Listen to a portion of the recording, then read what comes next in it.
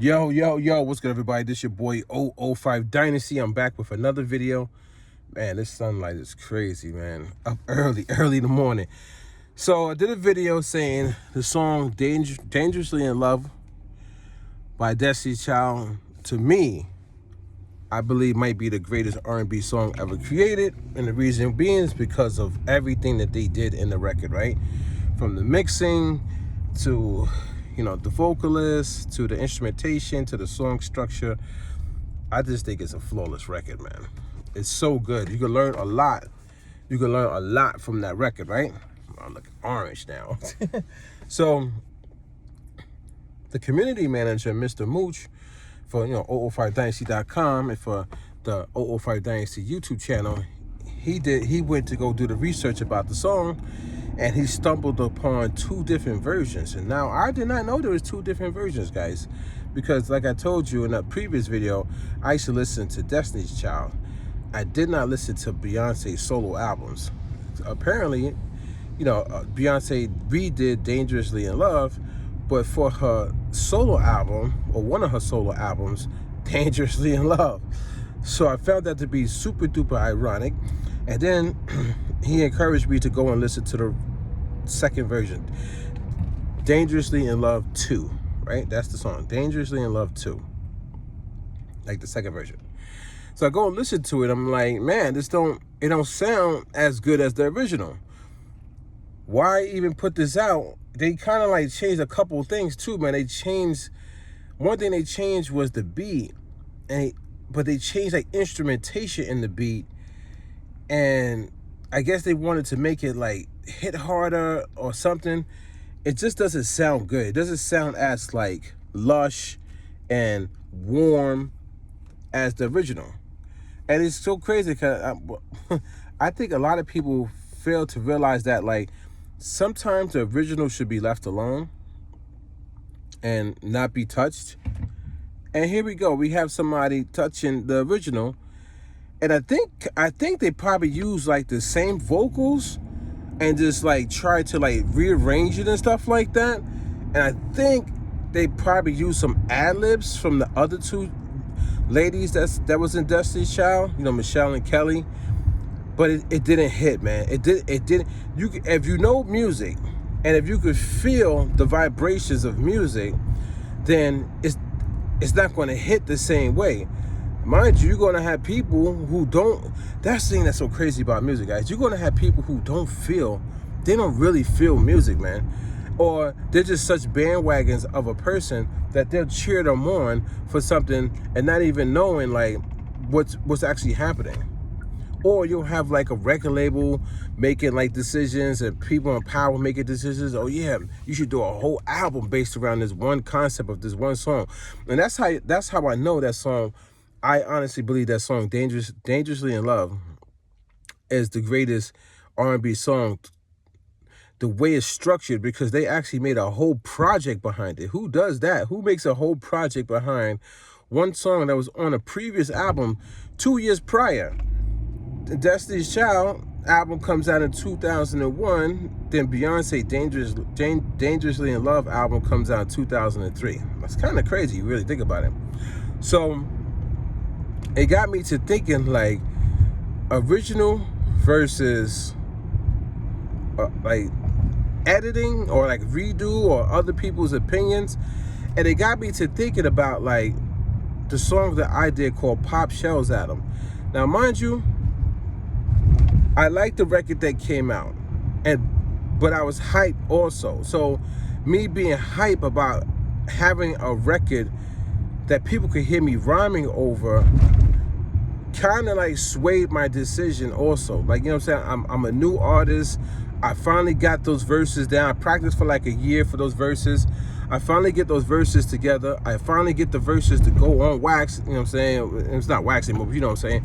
Wax. And then somebody's mixing it, and I don't have to mix it. I have a mixing engineer who, like, similar to like Legend back in the days and so forth.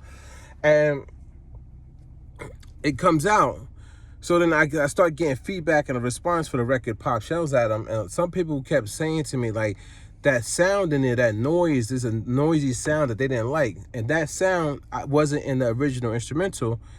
That sound was put in there by the audio engineer, because the audio engineer said that the song is missing some body. Like, it sounds like kind of like empty. Said it sounded like kind of like empty in like the mid section. Because I never finished the beat. I just did a basic beat, which sounded good basic, and then sent everything over, sent the whole project over. So adding all these different sounds, or adding some certain sounds, didn't actually enhance the original. You know what I'm saying? And the chorus kind of changed too. Like the way I did the chorus, it was more like rough, gritty. It wasn't polished. It was a little bit like choppy, but that choppiness kind of gave it its essence. So now I went back to listen to the original instrumental recently, probably within the last month or so, and I like how the original instrumental sound, man. Even though it has that space in it, it doesn't have a full body, I still like how the original instrumental sounds compared to the instrumental that was actually released, and the song that was actually released. So it goes to show you, like, sometimes your first instinct, just grow with your first instincts, guys, or your first original version, and leave it alone. Don't try to mess with it too much. I mean, I'm not saying, like, if you start a beat and then you want to come back to it, that's different. If you start a beat and you feel like you haven't finished it, go back and finish the beat. That's different. But if you have a finished product, or like if you have a product that has its own sound, and you didn't create that sound, you're a part of the project, but you didn't create the original sound, and now it's in your hands, I think you might want to leave it alone. You know what I'm saying? Just leave it alone. Leave it, whatever type of sound it is. Don't try to push the boundaries on something, because it might be good exactly where it's at. So I'm listening to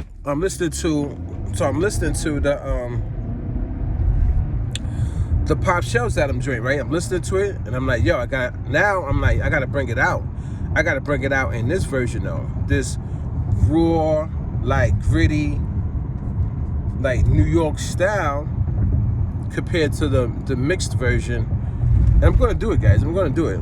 But let's go back to the Beyonce situation, though, because I think the Beyonce situation is kind of crazy in itself, because it's like, why couldn't she have just taken the Destiny's Child's version and put it on her album?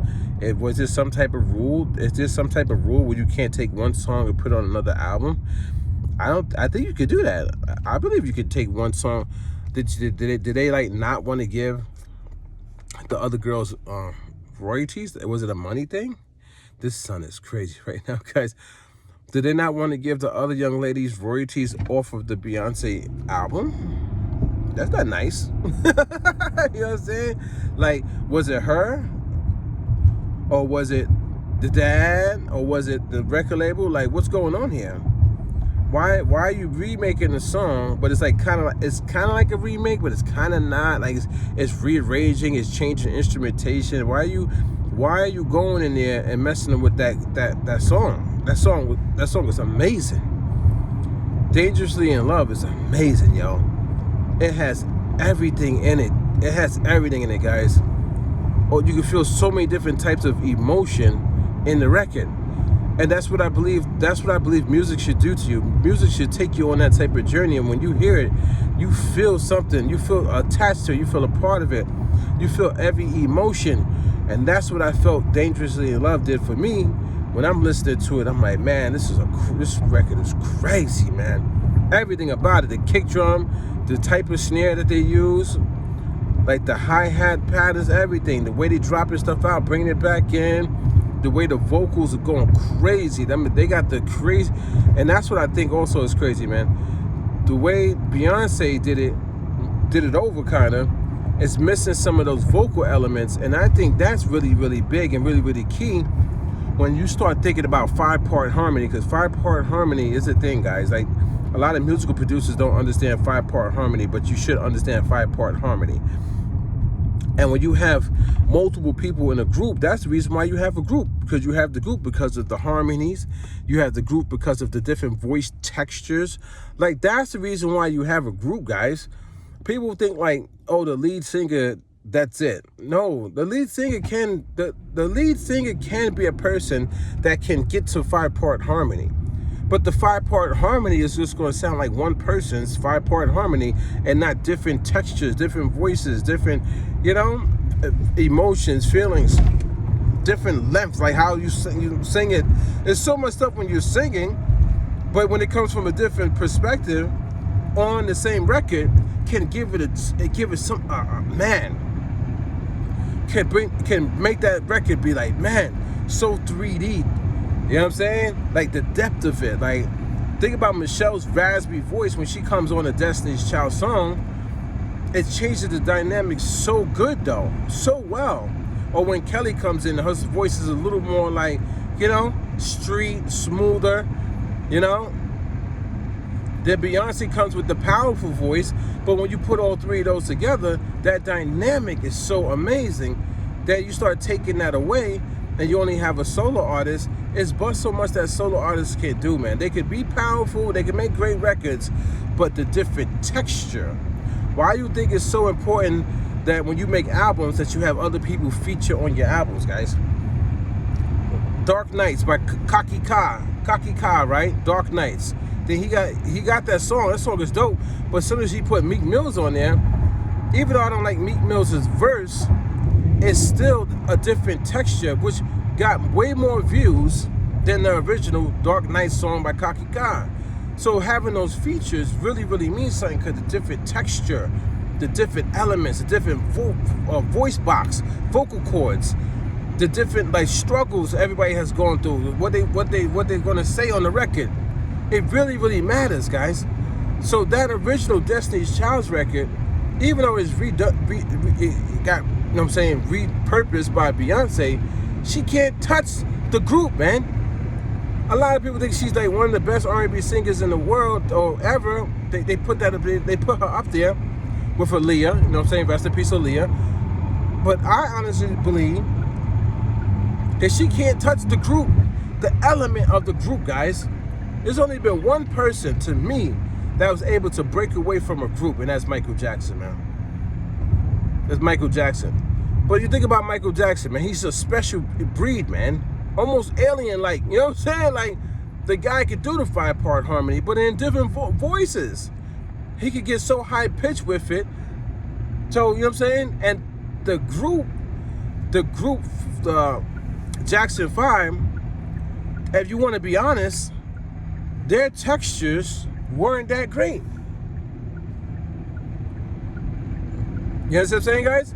So the Jackson 5, the texture of their voices didn't really outshine or overpower or really, really, really greatly enhance Michael. Michael was just it. But when it came to Destiny's Child, they were a lot older. They were more on par. You know what I'm saying? You could make somebody more famous than the other person, but if you listen to Kelly's voice or Michelle's voice, nah, they ain't nothing to play with, guys. They're nothing to play with. So when you have the all three singing now, that dynamic, that's hard to beat. That's hard to beat, guys. That's very, very hard to beat. And I don't think Beyonce by herself on Dangerous Love Part 2 beat the original version, guys. I don't think that happened at all. In fact, I think it's a bad song, and it's the same song. Because the original shouldn't have been messed with, guys.